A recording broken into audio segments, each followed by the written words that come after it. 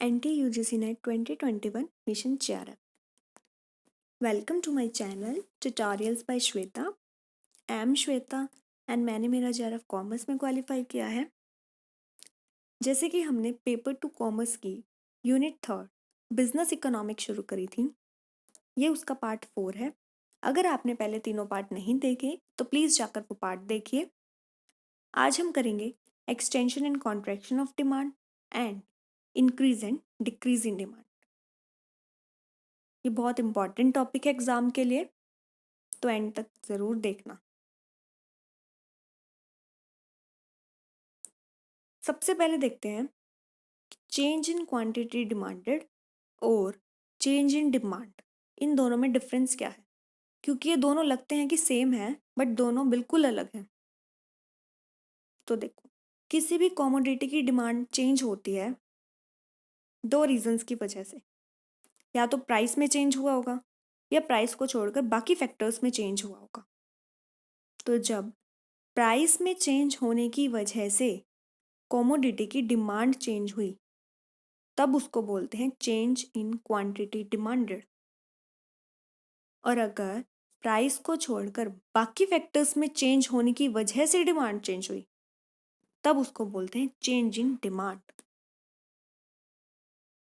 Change in quantity demanded is due to change in price and change in demand is due to change in various determinants other than price. Price को छोड़कर बाकी किसी भी determinant में change होता है तब उसको बोलते हैं चेंज इन डिमांड।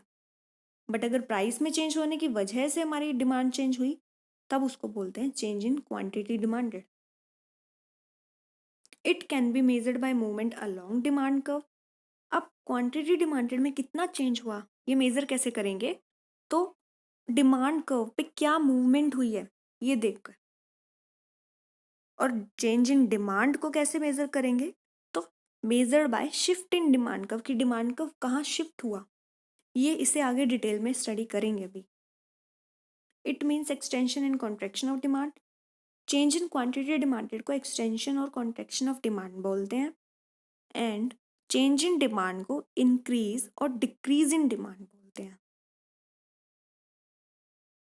ओके, तो प्राइस में चेंज होने की वजह से डिमांड चेंज हुई तो चेंज इन क्वांटिटी डिमांडेड, और अगर प्राइस को छोड़कर बाकी किसी भी फैक्टर में चेंज होने की वजह से डिमांड चेंज हुई तब उसको बोलते हैं change in demand.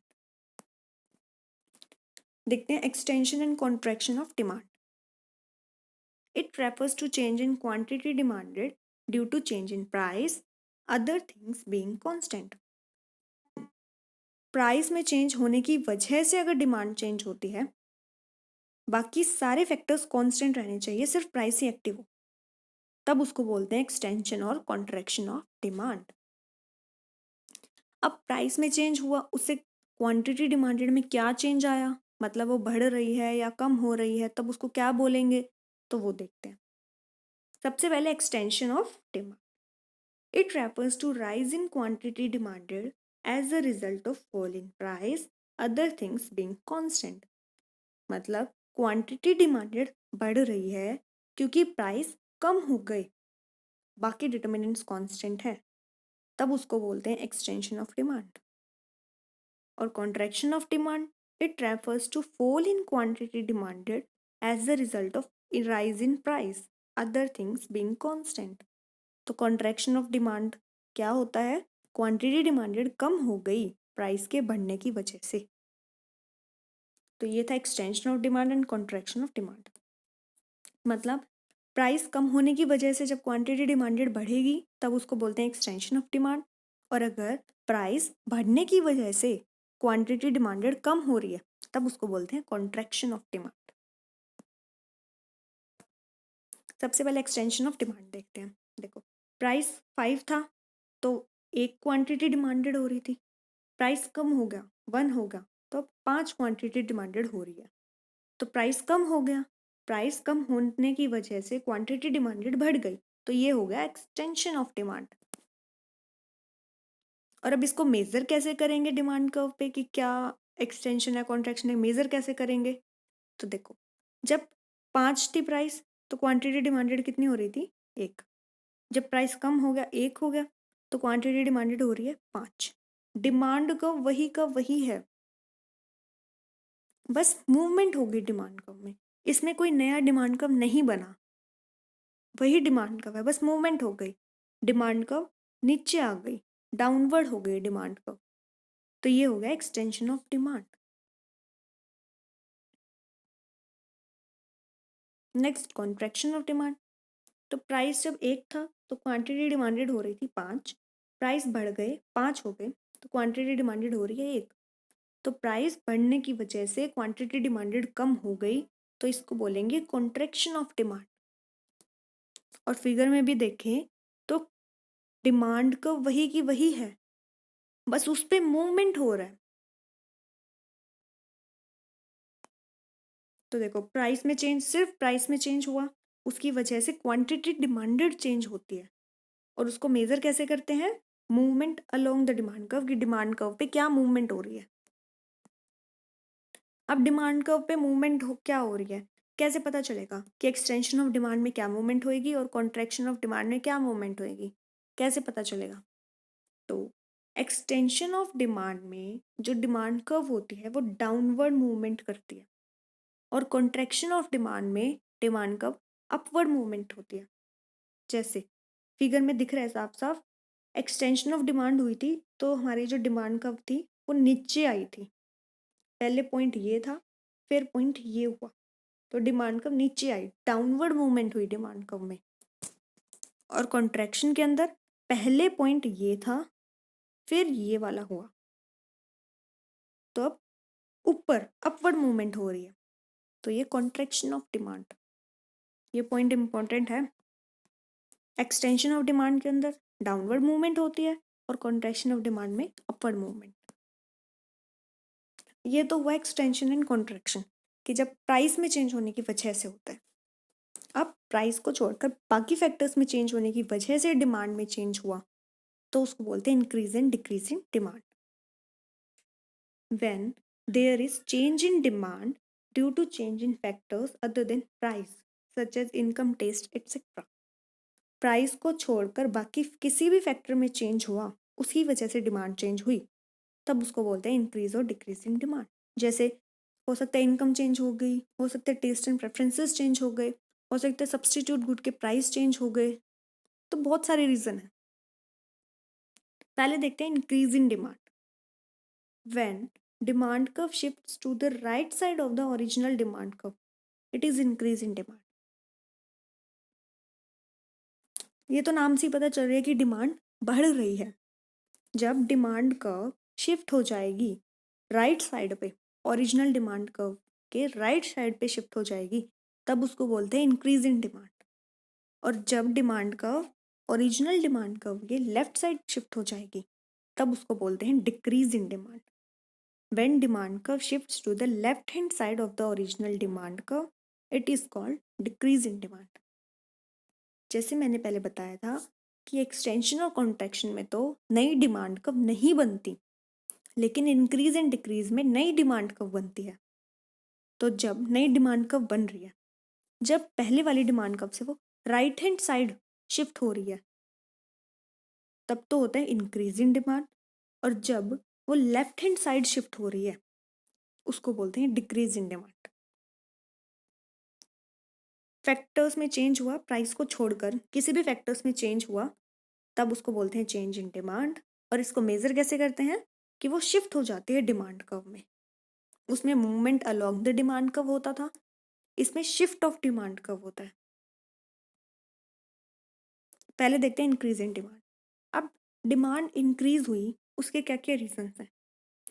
Positive change in taste and preferences, positive change हो गया टेस्ट एंड प्रेफरेंस में। Income increases for normal good, normal goods के केस में अगर इनकम बढ़ती है तो डिमांड भी बढ़ेगी। Income decreases for inferior goods, inferior goods के केस में अगर इनकम कम हो गई तो भी डिमांड बढ़ेगी। The number of buyers increases, number of buyers increase हो गए तो डिमांड इंक्रीज हो गई। Price of substitute good increases, जब सब्सटीट्यूट गुड्स के प्राइस बढ़ गए तो लोग शिफ्ट हो जाएंगे इस पे, तो इसकी डिमांड बढ़ जाएगी। Price of complementary goods decreases, अगर कॉम्प्लीमेंट्री गुड्स की प्राइस डिक्रीज हो गए तो इसकी भी डिमांड डिक्रीज हो जाएगी। प्राइस और इनकम एक्सपेक्टेशन इंक्रीजेस।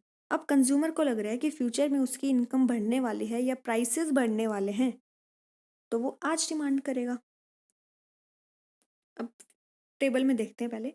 जब प्राइस 3 था तो डिमांड हो रही थी 3। प्राइस अभी भी 3 है क्योंकि हम तो इंक्रीज और डिक्रीज पढ़ रहे हैं ना। इंक्रीज और डिक्रीज में तो प्राइस कांस्टेंट रहता है, बाकी फैक्टर्स चेंज होते हैं। तो प्राइस अभी भी 3 है लेकिन डिमांड बढ़ गई, 3 से 4 हो गई। तो ये इंक्रीज और डिक्रीज वाले केस चल रहे हैं, तो ये इंक्रीज हुई डिमांड।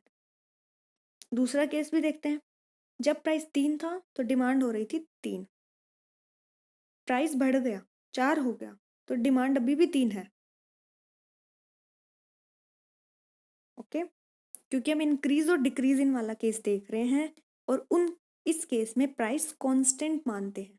प्राइस इसमें कांस्टेंट होती है, बाकी फैक्टर्स में चेंज आता है।